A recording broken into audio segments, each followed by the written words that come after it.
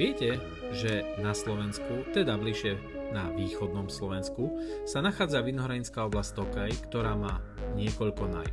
Je to najmenšia vinohradská oblasť Slovenska, je to najstaršia apelácia na svete, apelácia regiónu zavretých hranicami a práve všetko znútra z tejto oblasti sa môže volať Tokajským.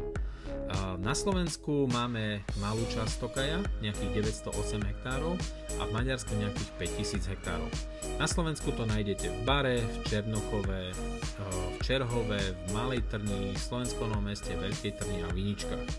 No a pestujeme tu 3 základné tokajské odrody, autochtónne odrody: furmint, lipovina, muškát žltý a máme tu aj novošľachtence zeta, kabár a tučné hrozno. Všetci si myslíte, že Tokaj je len sladké a ťažké víno. To nie je pravda. Preto ma sledujte ďalej a dozviete sa určite viac.